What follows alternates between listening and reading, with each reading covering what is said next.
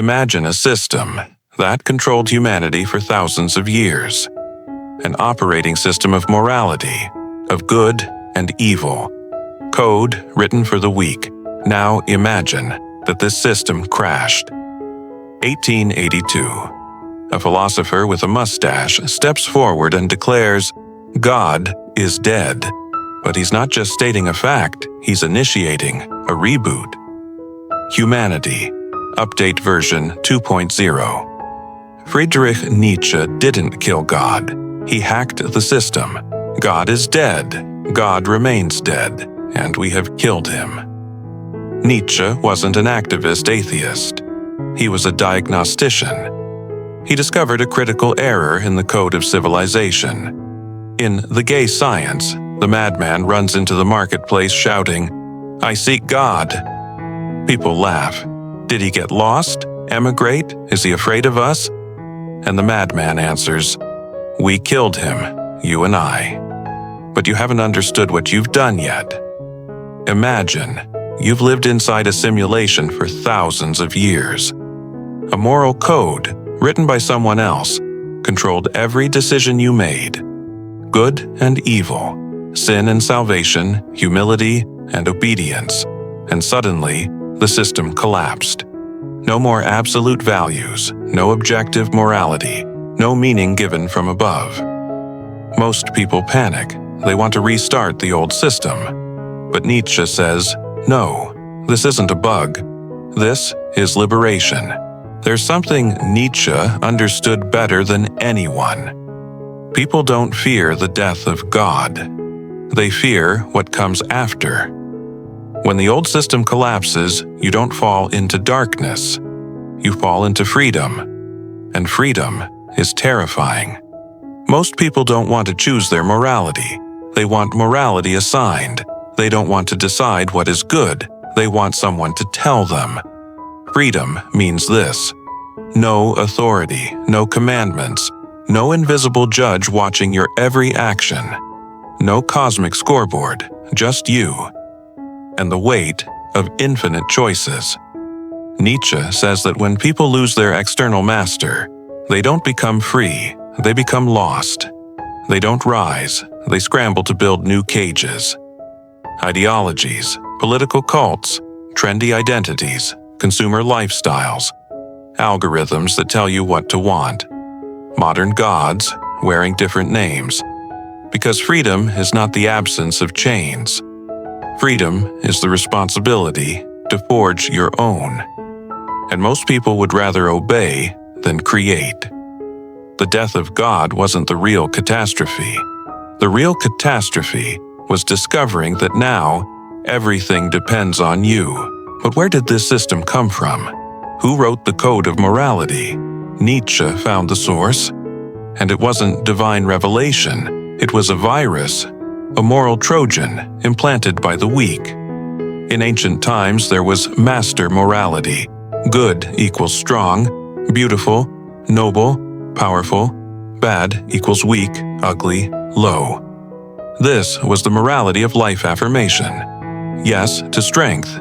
Yes to power. Yes to yourself.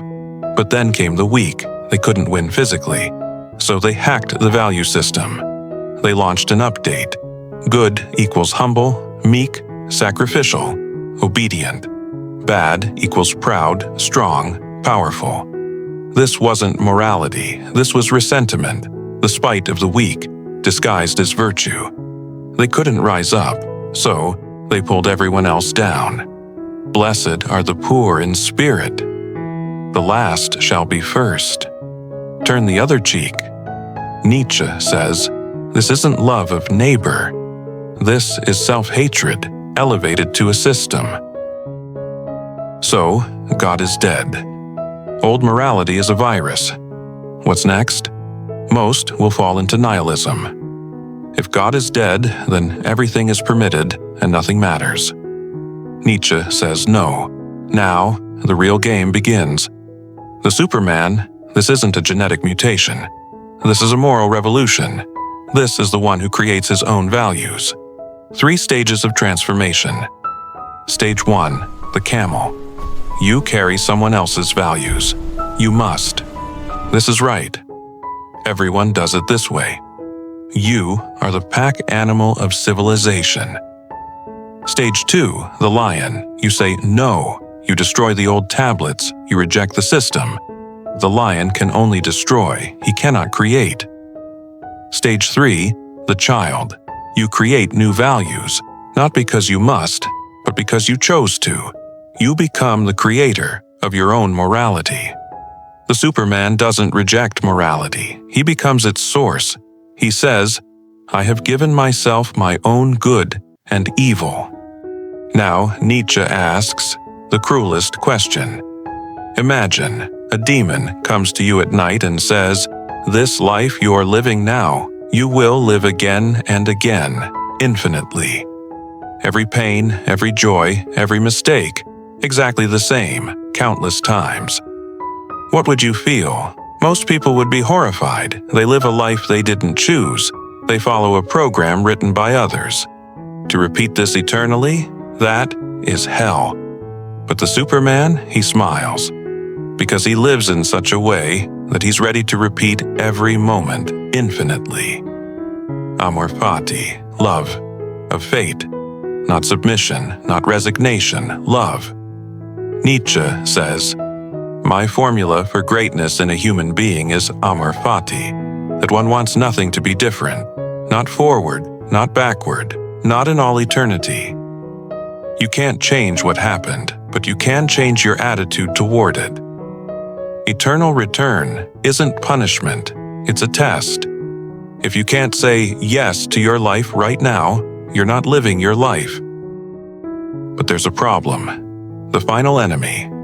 After God's death comes nihilism. Nothing matters. There's no objective truth, no higher purpose. Why do anything at all? Nietzsche saw this approaching. He called it the most uncanny of all guests. He predicted the 20th century, 2 world wars, totalitarianism, existential emptiness. What happens when people lose faith but don't find new meaning? Passive nihilism. Nothing matters, so I give up. Endless entertainment, drugs, escapism, comfort, as a replacement for meaning. But Nietzsche offers another path. Active nihilism. Nothing has objective meaning, so I will create my own. Destroy old values. Not to live in emptiness, but to build new ones. Nietzsche wasn't afraid of nihilism. He saw it as a necessary stage. You must pass through emptiness to become a creator. What drives life? What makes you continue?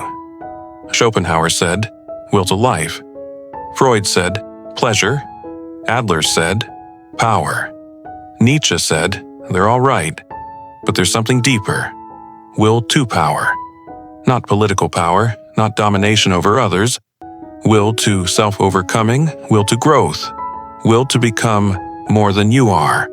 A plant reaches toward the sun, will to power. An artist creates a masterpiece, will to power. You overcome your fear, will to power. Life isn't survival, it's self-overcoming.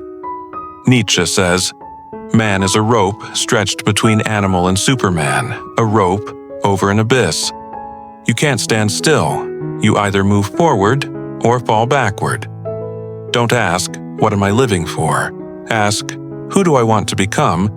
And become that. Nietzsche didn't offer an easy path. He offered the only honest path. God is dead. The old system has collapsed. You are free. But freedom isn't rest, it's work. Now you must create yourself, your values, your meaning, your morality. Most people will run back. They'll find new gods, money, fame, ideologies, algorithms, any system that frees them from the responsibility of choice. But if you're ready to take on the weight of freedom, if you're ready to become a creator, not a creation, then the reboot has begun. 3 final questions. Who do you want to become? Are you ready to repeat your life eternally? Will you create your own values or live by someone else's? Nietzsche went mad at 44, hugging a beaten horse on a street in Turin. His last letters he signed Dionysus and the Crucified. He looked beyond good and evil, and what he saw broke his mind. But his ideas survived him, and they're still rebooting reality.